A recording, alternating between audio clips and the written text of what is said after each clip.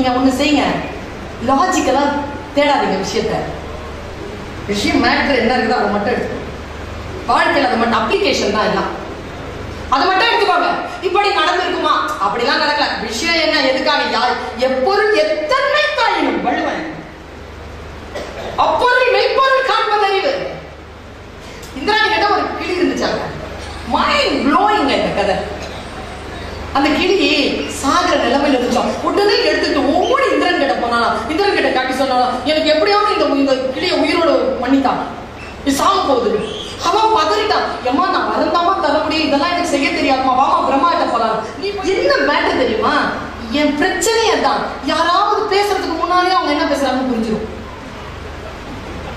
வாத்தியார்களுக்கு எவ்வளவு எரிச்சலா இருக்கும் தெரியுமா?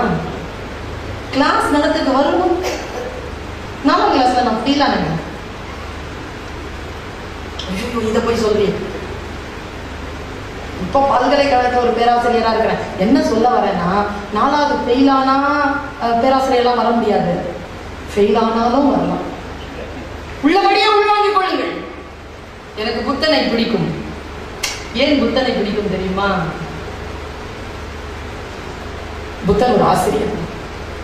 அவன் சொன்னான், புத்தன் காட்டிய வழியில் உன்னை நடக்க ஒட்டாதபடிக்கு புத்தன் வந்தால் நீ புத்தனை கொலை செய்யலாம். அதனால் எனக்கு புத்தனை பிடிக்கும். மூச்சு திணறல், மூச்சு இழைப்பு, குரட்டையால் அவதியா? நுரையீரலை ஆரோக்கியமானதாக்கி எளிதாக சுவாசித்திடுங்கள். தங்கம் 24x7 ஆஸ்துமா சிகிச்சை நாமக்கல் மற்றும் கான்பூர்.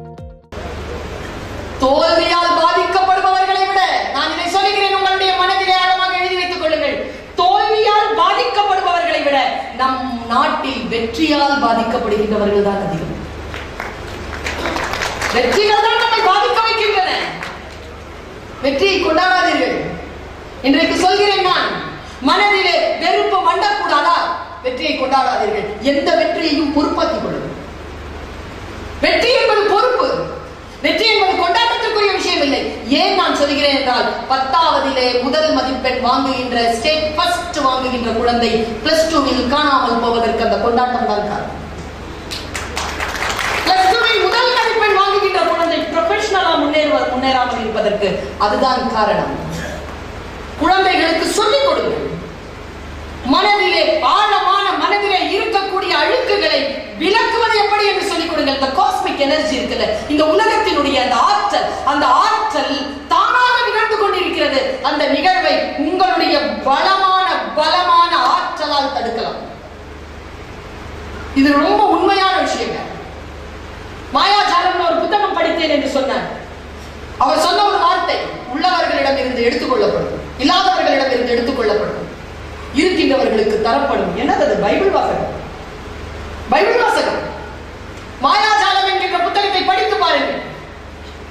அந்த மாயாஜாலம் என்ற புத்தகம் சொல்லுகின்ற மிக ஆழமான விஷயம் என்ன தெரியுமா? கிராட்டிட்யூட். நன்றி உணர்வு என்கின்ற ஒன்று போதும், மந்திர பொடியாய் இந்த உலகம் உங்கள் காலடியில் வந்து சேரும் என்று அந்த புத்தகம் பேசுகிறது. நம்ம எத்தனை பேருக்கு நன்றி உணர்வு உண்டு? நான் இப்படி யோசிச்சேங்க.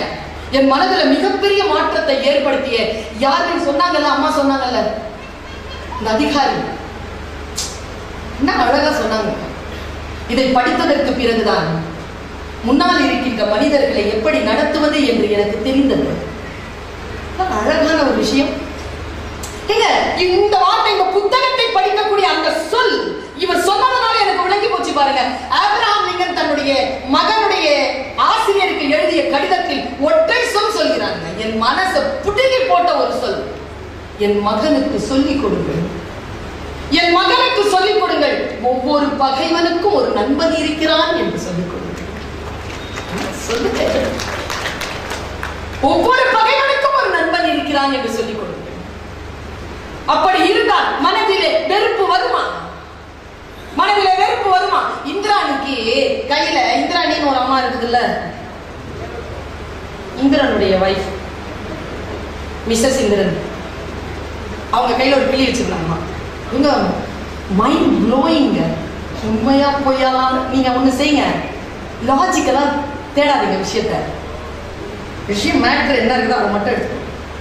வாழ்க்கையில் அதை மட்டும் அப்ளிகேஷன் தான் எல்லாம். அதை மட்டும் எடுத்துக்கோங்க. இப்படி நடந்திருக்குமா? அப்படிலாம் நடக்கல. விஷயம் என்ன, எதுக்காக, யார்,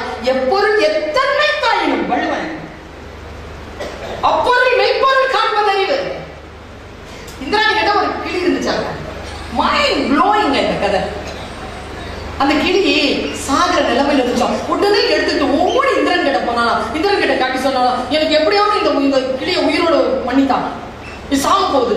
அவன் பதறிட்டான், ஏமா நான் வரந்தாமா தர முடியும், இதெல்லாம் எனக்கு செய்ய தெரியாதுமா, வாமா பிரம்மா கிட்ட போலாம், நீ போயிட்டு வேண்டாம் கிளி கொடுத்துட்டாத்தேன்.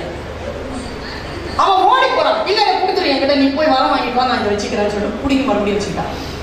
போனா பிரம்ம கிட்ட போனான், பிரம்மா இந்த கிளியை ஏதாவது ஒண்ணு செய், பிறப்பு கொடுப்பதுதான் என் வேலை, காப்பாற்றுவதில்லை, காப்பாற்றுவது விஷ்ணு. விஷ்ணு கிட்ட போனாங்க. விஷ்ணு சொன்னாரா, காப்பாற்றதான் என் வேலை, இது அழியிற நிலைமையில இருக்கு, அழிக்கிற கடவுள் சிவன் அவர்கிட்ட போகணும். சிவன் கிட்ட போனாரா, சிவன் சொன்னாரா, இது அழியிற நிலையில இல்ல, சாகர நிலையில இருக்கு, இது உயிர் வாங்குறவன் யமதர்மா, அவங்க கிட்ட போலாம் வாங்க. 4 பேரும் சேர்ந்து யமதர்மன் கிட்ட போறோம். யமதர்மன் பதறி அடிச்சு கொடுத்தாரு, என்னடா இது 4 பேரும் வந்திருக்கிறாங்க, என்ன மேட்டர்? இந்த கிளி ஒண்ணு இருக்குது, அது உயிர் காப்பாது இல்ல, அந்த ரூம்ல அந்த உயிர்களுக்கான ஓலை இருக்குங்க, அந்த ஓலையை பார்த்துதான் சொல்ல முடியும். சரி வாங்க போறாங்க. 5 பேரும் சேர்ந்து உள்ள போறாங்க. அந்த ஓலை இருக்குல்ல, டக்குன்னு வந்து விழுந்துச்சான். உள்ள இவங்க 5 பேர் போன உடனே அந்த ஓலையில எழுதி வைத்திருக்கு, கிளியின் ஆயுள் யமதர்மன், சிவன், பிரம்மன், விஷ்ணு, பிரம்மா 5 பேரும் சேர்ந்து இந்த அறைக்குள் வருகின்ற பொழுது முடிந்து போகும். எங்க எது என்ன நடக்குதுன்னு தெரியலங்க, ஆனா ஏதோ ஒண்ணு நடந்தது. நாம் சில விஷயங்களை விழிப்புணர்வு இருப்பதன் மூலமாக கட்டுப்படுத்தலாம். நான் கட்டப்படணுமே. மனம் இவ்வளவு வேதனையில் அவங்க அழுத்திக் கொண்டிருக்கின்ற பொழுது விழிப்புணர்வு எப்படி வரும்? நான் ஒரு விஷயம் உங்ககிட்ட சொல்றேன். குரு நிலையில் இருப்பது ரொம்ப பெயின். வாத்தியாரா இருக்கிறது எவ்வளவு கஷ்டம் தெரியுமா? எது சொன்னாலும் வாத்தியாரா. இப்ப நான் எனக்கு ஒரு அண்ணன், ஒரு அக்கா, ஒரு தம்பி, ஒரு தங்கச்சிங்க. அப்ப நினைச்சு பாருங்க எவ்வளவு வேதனை அது. அண்ணன் அக்கா கிட்ட பேசினா என்ன சின்ன பிள்ளை மரியாதை இல்லாமா அப்படிம்பாங்க. சரி தம்பி தங்கச்சி கிட்ட இன்னும் பெரியவங்கிற ஒரு அக்கறை இல்லாம எங்கேயும் பேச முடியாது. இவங்க மிச்சமாகிறதெல்லாம் நமக்கு, அவன் வேணாம்னு சொல்றதெல்லாம் நமக்கு. நடுவுல பிறக்கிற மாதிரி ஒரு அநியாயம் வேற எதுவும் கிடையாது. டீச்சரா இருக்கிறது இருக்குல்ல, எனக்கு டீச்சரா இருக்கிறது ரொம்ப பிடிச்சது. ஏன்னா எந்த டீச்சரை என்ன நேசிச்சது இல்லை. அவங்க நேசிக்கிற மாதிரி நான் இல்லைன்னு நினைக்கிறேன். என்ன மேட்டர் தெரியுமா? என் பிரச்சனையே தான். யாராவது பேசுறதுக்கு முன்னாடியே அவங்க என்ன பேசுறாங்கன்னு புரிஞ்சிடும். வாத்தியார்களுக்கு எவ்வளவு எரிச்சலா இருக்கும் தெரியுமா? கிளாஸ் நடத்துக்கு வரணும். 4ஆம் கிளாஸ்ல நான் ஃபீல் ஆனேங்க. இதை போய் சொல்லி இப்போ பல்கலைக்கழகத்துல ஒரு பேராசிரியரா இருக்கிறேன். என்ன சொல்ல வரேன்னா, 4வது ஃபெயில் ஆனா பேராசிரியர்லாம் வர முடியாது, ஃபெயில் ஆனாலும் வரலாம். என்ன தெரியுமா பிரச்சனை? கணக்குல போயிடுச்சுங்க. 12 மார்க். எங்க அம்மா தர தர தர தரன்னு பிடிச்சி இழுத்துட்டு போச்சு. இன்னைக்கும் ஞாபகம் இழுத்துட்டு போய் நிறுத்துது. டப்புனு காலில் விழுந்துட்டாங்க அந்த டீச்சர் காலில். எனக்கு கணக்கு டீச்சர் பிடிக்காது, எங்க அம்மாவை பிடிக்கும். அவங்க காலில் விழுந்தது பிடிக்கல. எங்க அம்மா கிட்ட பேசுறாங்க, இது அப்படிதாங்க, அவ்வளவுதாங்க, இதை விட்டுடுங்க, யாராவது கறி கடை பாய் கல்யாணம் பண்ணி கொடுத்துருங்க அப்படிங்கிறது. இப்போ நைட் மேலே எனக்கு என்னத்துக்காக ஃபெயில் ஆனது கேட்க மாட்டீங்களா? இவ்வளவு புத்திசாலியான பிள்ளை எதுக்கு ஃபெயில் ஆகும்? என்னன்னா 80 மார்க் வந்து வகுத்தல், 20 மார்க் பெருக்கல். எனக்கு வகுத்தல் தெரியும், அதுக்கு ஏன் டைம் வேஸ்ட் பண்ணுவாங்கன்னு தெரியாத மேட்டரை ட்ரை பண்ணிருக்கேன். அதுல 12 வாங்கியிருக்கேன் பாருங்க. அப்புறமா எடுத்து அந்த 80 மார்க் வச்சு போட்டாங்க, 20 நிமிஷத்துல போட்டாங்க எல்லா கணக்கையும். இன்னும் திமுரு, என்ன திமுருங்கிறாங்க அந்த டீச்சர்.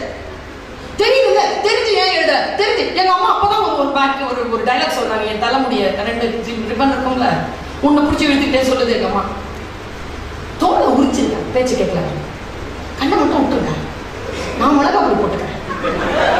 இழுத்துக்கிட்டா அவங்க மீசாப்பேட்டை வரைக்கும், ஜாலி ஜாலிகாட் ரோட்ல இருந்து வா வா, உனக்கு என்ன திமுரு என்ன திமுரு இழுத்துட்டே போகுது. கூட்டிட்டு போயிட்டு எங்க அம்மா கேட்கிறேன், ஏன் அம்மாவா நீ ஏன் இப்படி பண்ண? என்ன பண்ணாங்க? தோலெல்லாம் உரிக்க சொல்லாது. கணக்கு டீச்சர் கிட்ட ஏற்கனவே தோலை உரிக்க, நீ வேணா சர்டிபிகேட் கொடுக்குற, மிளகா பொடி போட்டுக்கிற, கண்ணை மட்டும் கூட சொல்ற, அதையும் நோட்ட சொல்ல வேண்டியதானே. என்ன எங்க அம்மா சொன்ன வார்த்தை பாருங்க. அது எப்படி சொல்றது? படிக்கணும்ல. அதனாலதாங்க பேராசிரியரா இருக்கிறேன். அப்படி சொல்லக்கூடிய தாய் வைத்ததனால் தான் பேராசை. சொற்கள் குருவாக இருப்பது, நிலைத்து நின்று சில விஷயங்களை பேசுவது எவ்வளவு அற்புதமான விஷயம் தெரியுமா? யாரை நாம் கேட்கலாம், எந்த சொல் நம்மை மாற்றும். நான் இந்த விஷயத்தை ஒன்று சொல்றேன், உங்கள் மனதில் இருக்கக்கூடிய வெறுப்பு என்கின்றதே இதோ இந்த வினாடியில் பிடுங்கி எறியப்படும். இதோ இந்த வினாடி நான் இதை சொல்லுவதை முழுமையாக உள்வாங்கிக் கொண்டால் வெறுப்பு வேதெடுக்கப்படும். உள்ளபடியே உள்வாங்கிக் கொள்ளுங்கள். எனக்கு புத்தனை பிடிக்கும். ஏன் புத்தனை பிடிக்கும் தெரியுமா? புத்தன் ஒரு ஆசிரியர். அவன் சொன்னான், புத்தன் காட்டிய வழியில் உன்னை நடக்க ஒட்டாதபடிக்கு புத்தன் வந்தால் நீ புத்தனை கொலை செய்யலாம். அதனால் எனக்கு புத்தனை பிடிக்கும். நான் எல்லாம் சொல்லுவேன், ஆனால் நான் செயல்பட மாட்டேன் என்று சொல்லக்கூடிய ஆசிரியர்கள் அல்ல சமூகத்தில் தேவைப்படுகின்ற ஆசிரியர். நான் சொல்லுகின்ற வார்த்தையில் நடக்க முடியாதபடிக்கு உன்னை தடுப்பதற்கு நான் வந்தால் என்னை கூட நீ எதிர் என்று சொல்லக்கூடிய ஆசிரியர்கள் தான் இன்றைக்கு மிக முக்கியமான தேவையாக இருக்கிறது. அதனால் புத்தனை சொல்கிறேன். இதை நான் பல முறை சொல்லி இருக்கிறேன், உங்களுக்கு நினைவூட்டலுக்காக இதை மறுபடியும் சொல்கிறேன். நீங்க வீட்டுக்கு எடுத்து செல்ல வேண்டிய செய்தி, அதிகாரிகள் தெரிந்து கொள்ள வேண்டிய செய்தி, அதிகாரிகளுக்கு கீழே இயங்கக்கூடிய பணியாளர்கள் தெரிந்து வைத்திருக்க வேண்டிய செய்தி. சொற்கள் வந்து சேர்கின்ற பொழுது வாழ்க்கையில் மாற்றம் நிகழும் என்பதற்காக சொல்கிறேன். புத்தன் உட்கார்ந்து இருக்கிறான். ஒருவன் வேகமாக கோபத்துடன் ஒருவன் வந்தான். ஓஷோ இதை எழுதுகிறார். வந்து நின்றவன் கேட்டான், யார் புத்தன் இங்கே? யார் இங்கே புத்தன்? புத்தன் யாராவது இருக்கிறீர்களா? யார் இங்கே புத்தன்? கேட்டவுடன் புத்தன் சொன்னான், நான் தான். காய் துப்புனாங்க முகத்துல. காய் துப்புன உடனே என்ன செய்வது? எல்லாரும் அப்படியே நிற்கிறாங்க. முகத்தில் எச்சிலை துளைத்துக் கொண்ட முதல் செய்திங்க, என் வாழ்க்கையில் நான் செய்து கொண்டிருக்கிறேன். முகத்தை எச்சிலை துடைத்துக் கொண்ட புத்தன் கேட்டான், இன்னும் ஏதாவது இருக்கிறதா? உடனே அவன் மறுபடியும் துப்புவதற்காக போகும்பொழுது ஆனந்தன் எழுந்தான். எழுந்து அடிப்பதற்காக போகிறான். அப்பொழுது புத்தன் கண் அசைவில் ஆனந்தன் உட்கார சொன்னான். உட்கார்ந்த ஆனந்தனிடத்தில் சொன்னான், உனக்கு புத்தன் யார் என்று தெரியும். இதாங்க செய்தி. உனக்கு புத்தன் யார் என்று தெரியும், கோபப்படாதே. வந்தவனுக்கு பாவம் புத்தன் யார் என்று தெரியாது. அவன் ஏன் துப்பினான் தெரியுமா? அவன் புத்தன் மீது துப்பவில்லை. புத்தன் சொன்ன ஏதோ ஒன்று அவனை காயப்படுத்தி இருக்கிறது. அந்த கருத்தின் மீதுதான் துப்பினானே தவிர புத்தன் மீது இல்லை. நம்ம எத்தனை பேருக்கு இது விளங்குது? இப்போ இந்த அதிகாரி ஒருத்தவங்களை கூப்பிட்டு திட்டுறாங்கன்னு வச்சுக்கோங்க. வெளியில போய் இந்த அம்மா ஒரு வேலையில எப்போ பார்த்தாலும் என் மேலதான் கண்ணு, என்னதான் திட்டிகிட்டே இருக்கிறாங்கன்னா உருப்படுவாங்க. உண்மையிலே எந்த கோபமும் இல்லை. நீ செய்த ஒரு செயல் தவறாக இருக்கிறது, அதன் மீதுதான் எனக்கு கோபமே தவிர உன் மீது இல்லை. இது தெரிஞ்ச புருஷன் கொண்டுகிட்ட கோபராத. ஒரே நிறுவனத்தோட நீ வாழ்ந்து தொலையலாமே. மூச்சு திணறல், மூச்சு இழைப்பு, குரட்டையால் அவதியா? நுரையீரலை ஆரோக்கியமானதாக்கி எளிதாக சுவாசித்திடுங்கள். தங்கம் 24/7 ஆஸ்துமா சிகிச்சை நாமக்கல் மற்றும் கான்பூர்.